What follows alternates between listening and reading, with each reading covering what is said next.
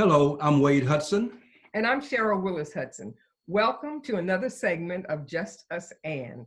Today we are talking with educator and author and artist, Toney Jackson. Toney is a veteran fourth grade teacher and teaching artist from Hackensack, New Jersey. He earned a degree in fine arts from Rutgers University and holds 2 master's degrees as well.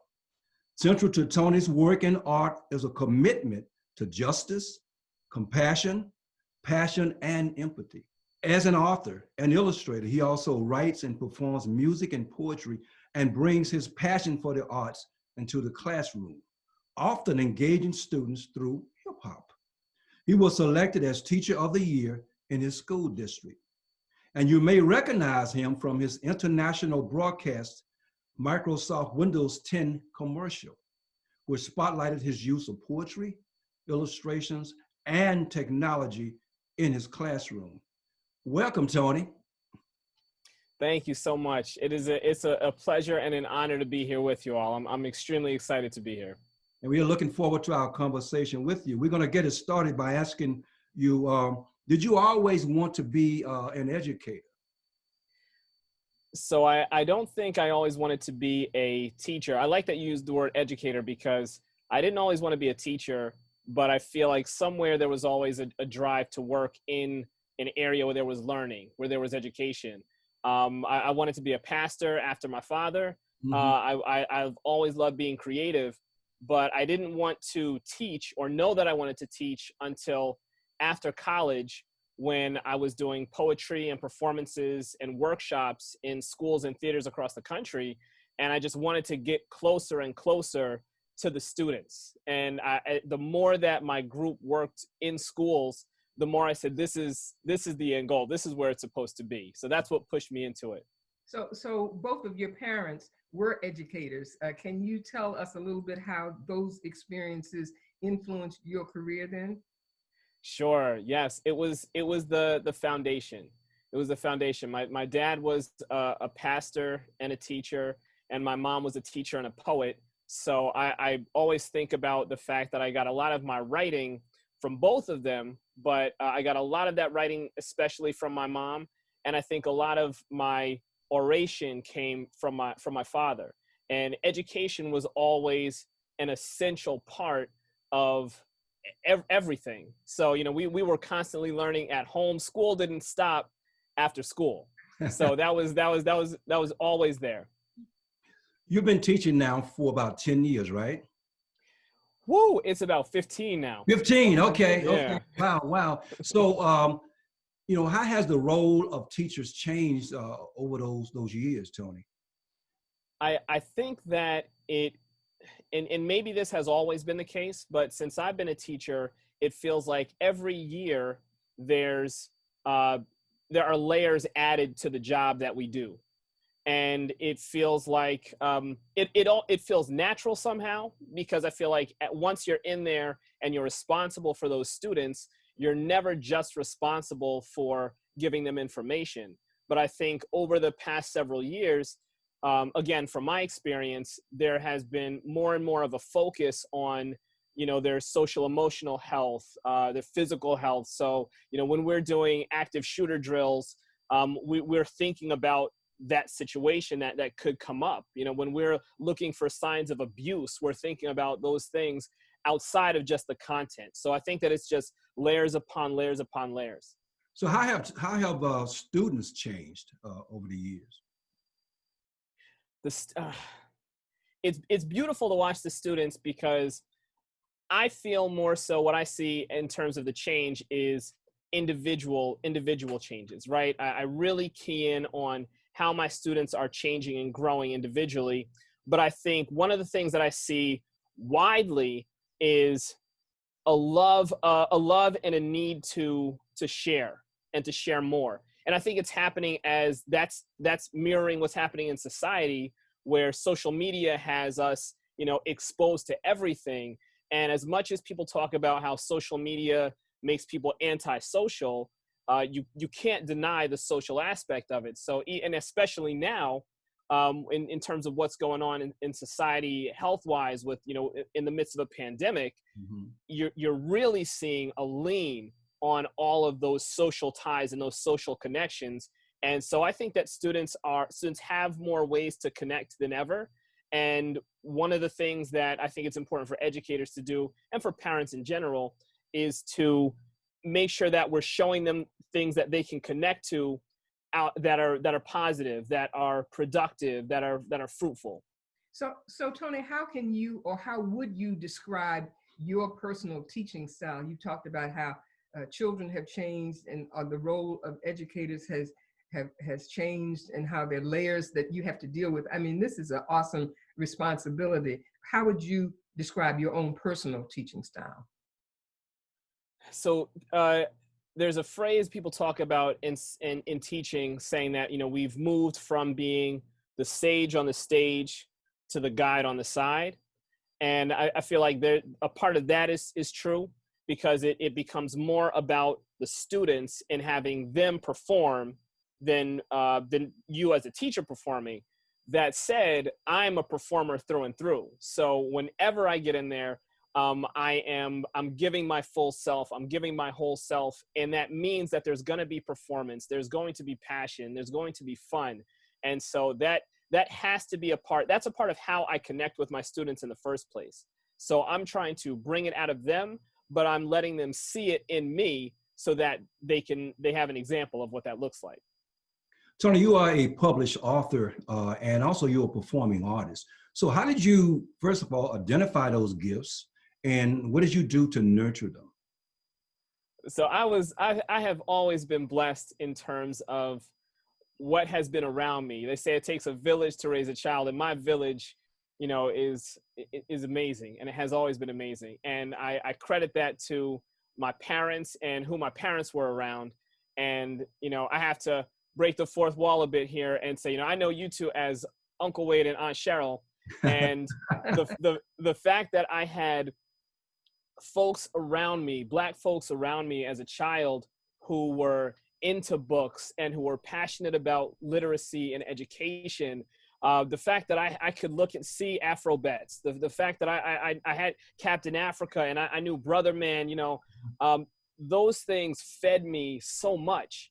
And it's crazy to look now and see how the conversation around diversity in children's literature has gotten to the point that it is, that it's taken this much time, because I know that it hasn't been for a lack of folks who are ready to do it, because you all have been doing it. Folks have been creating and have been ready.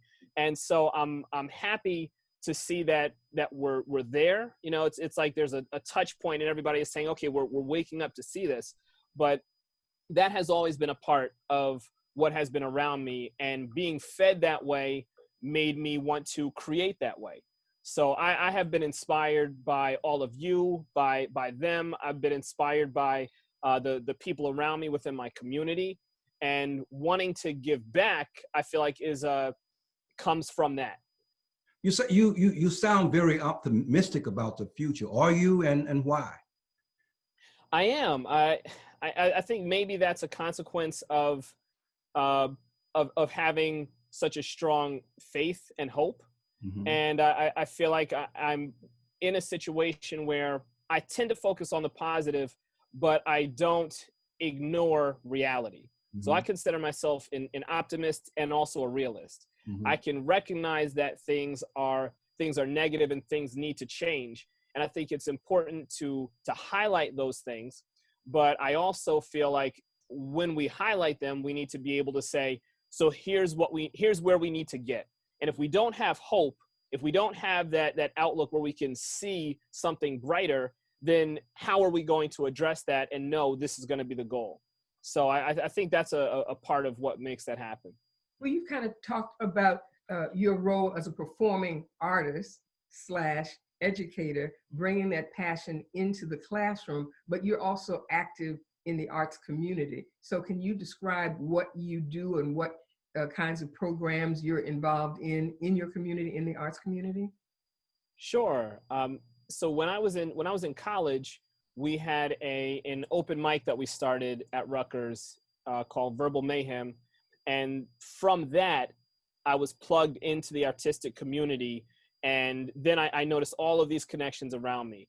And I feel like, I think that the open mic is one of the most important institutions in America, if not the world. I don't know what the open mic scene is like everywhere else, but I feel like here, it is so important to have a place where people can come and share and express anything. And so being plugged into that made me want to reach out and find more. Here in Hackensack, we used to have a cultural arts board. I was a member of that, one of the starting members of that. And we love to try to make it as community-based as we could. So we were looking to put in programs that involve the community.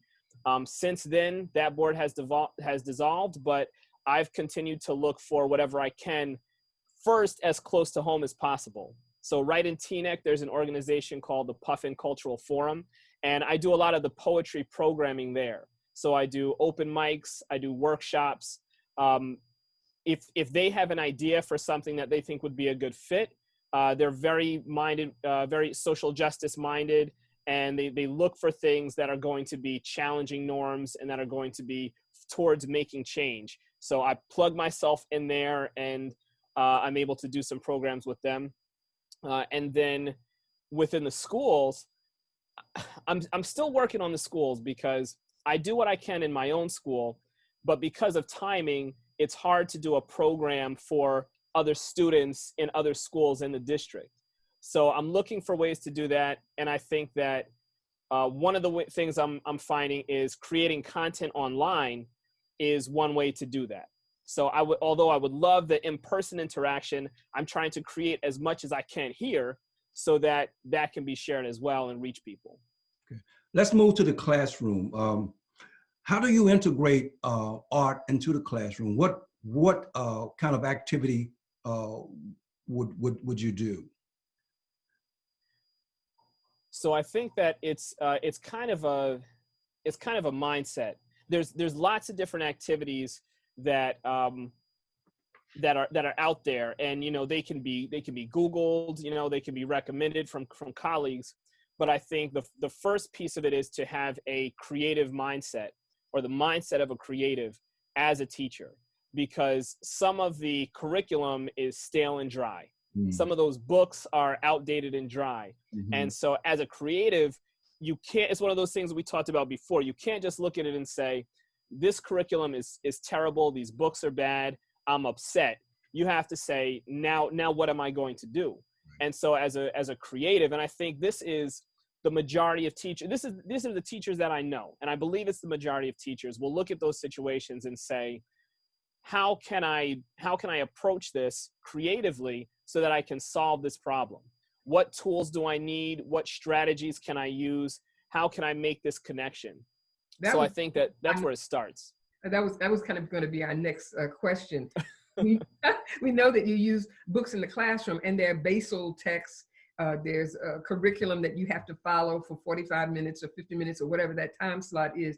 How do you use books as supplementary resources in the classroom? And how do you select those books? And do you have time to do that? How do you get all that into the curriculum?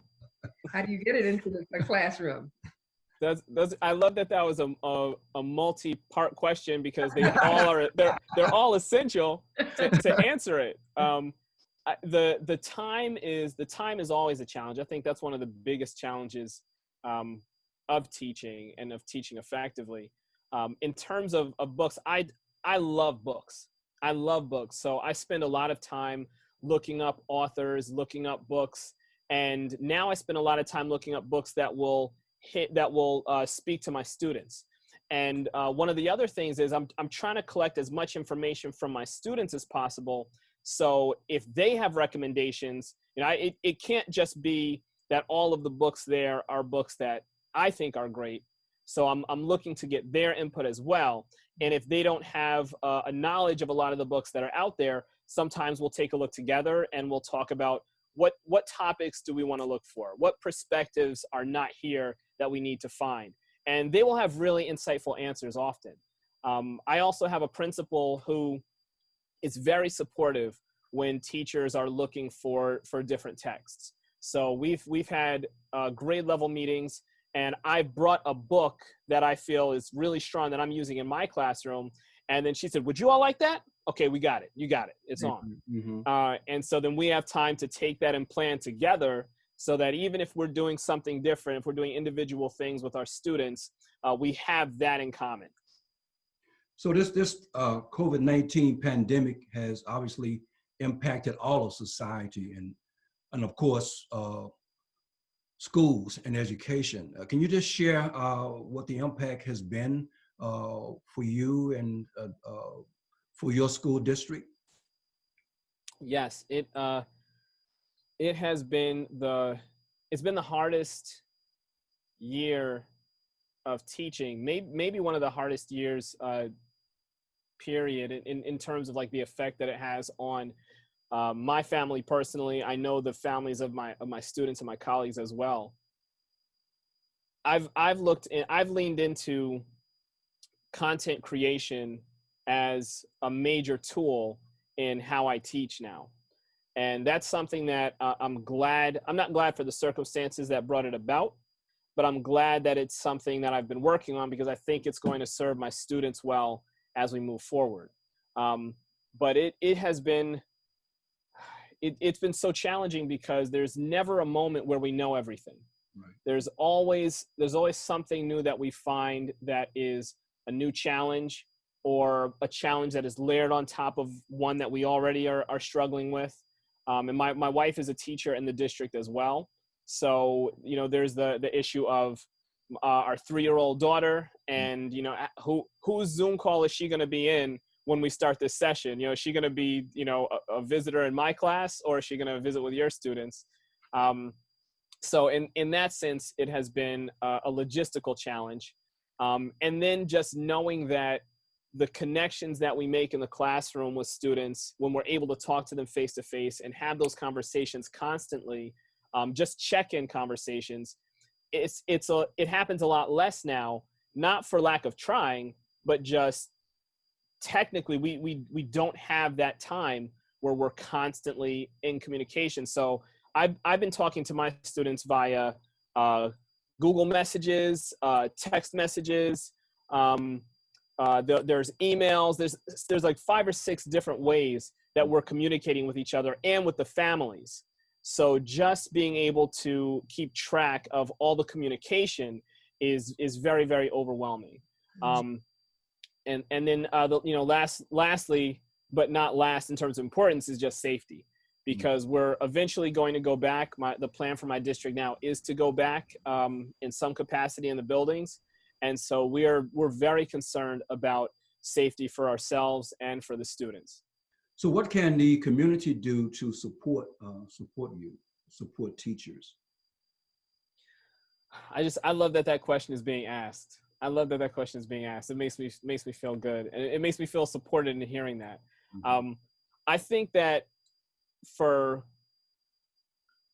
there's different things in different ways, right? I think one thing is to listen to teachers and to ask, the same way that when a student is having an issue or a student is struggling, we can't just make all of the assumptions. We have to take time and say, hey, tell me a little bit about what's going on. Mm-hmm. And because the situation is going to be different for different teachers depending on their situation, I think that's one thing. So if it is your child's teacher, if they're teachers that are in your community, keying in and seeing what challenges they're facing, what things are common, and what ways you can contribute to making things better that way.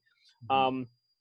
And then also, I think in terms of creatives and in terms of creativity and in terms of content, there's a need for great books. There's a need for great art. So I think any of those that can be shared, because one of the first things we started doing when we were preparing for virtual learning was everybody started, and this was around the country, everybody started making videos of themselves reading books. Right. And so I think having the act is great, but having a wealth of books to choose from, or a selection of books to choose from that are relevant culturally, that do speak to issues maybe speak to issues of the day or concerns that are that speak to those students, that would be huge. You know, seeing people read at all is great, but when you know that the things that are being shared are going to be able to connect with the readers, then I think that's huge. Actually, you mentioned books. You're a published author as well. Can you share a little something about what you write about? What are your books? Sure. I write a lot of poetry, and I love to write. I love children's books, period. I'm a big collector of children's books. I love to write children's poetry, so I've written a book that has children's poetry and illustrations called "There's a Button in My Belly," and then the most recent project that I finished is called Jack on Black, which is an easy reader, probably around K through 1, but definitely appropriate to bring into classrooms that are beyond that. I love to write and illustrate whenever I can. So, you know, we talked about how timing is an issue now, and not having a lot of time to do that, that's tough. So I tend to write shorter pieces now. I write a lot of music. I write a lot of verses. And I think that's also a consequence of being inside so much and, you know, not being able to go out as much. I think it has, one of the good things is that I have a lot brewing up here. Speaking of brewing, well, maybe that's not the right terminology, but we were really so excited to see you in the Microsoft commercial as a teacher and a performing artist. Can you share a little something about that? How did that happen? Sure. Yeah, that was a really exciting experience. A friend of mine from college randomly sent me a message, tagged me in a post on Facebook, and I believe it must have been a casting company. And the message was very general. It said something like, "If you're doing something interesting within your field, let us know." Very, very simple. So I said, "Hey, I teach. I love hip hop, and I use it in the classroom." And it was, you know, I received something back from them. We went back and forth a couple of times, did some interviews, and then they shared with me that what the commercial would be based around me as a teacher using creativity and technology in the classroom. And, you know, I'm not one who I'm on stage a lot, but I'm not somebody who is, you know, in front of cameras in that way, right? Not on television or anything like that. But when I heard that was I just had to be me. Mhm. I thought that was amazing. I just got to be a Black male teacher who loves hip hop and uses it with my kids. Great. And, you know, and draws pictures. I got to be that for millions of people to see. And that, you know, that was my takeaway from that. You know, it also connected me with a great community because the Microsoft education community had a lot going on. So I did that just with Microsoft's advertising department, but I said, I do like what you all are doing with education. And that tied me into a whole lot of other people. So from there, I haven't been doing any more commercials, but I have been in circles and speak at conferences and speaking with people who are educators or who are working with educators, and that world has been fantastic. So it really led to a great place. Like it must be the day after that commercial aired. Your dad called me, and we were on the phone for like 2 hours. Man, he was just so happy and proud of you, man. What's next for you, Toney? What are you working on that you would like to share with us? So I'm doing some content for Houghton Mifflin Harcourt. They have a section of their company that deals with content from educators. And so I've been really excited about being able to jump into some topics that are very, very relevant to not only me, but to the students that I serve and to the community that I serve. So there are some things that are going to be coming out digitally. So if you look for Houghton Mifflin online, you may see some things that I'm doing pop up there. And then I'm really tied into things within the community right now. So some educators and I formed a group in our district called Educators for Equity. We're Hackensack Educators for Equity. And we're dealing with issues of racism and inequity that we find within our system right now. And we have a town hall coming up in about 2 weeks.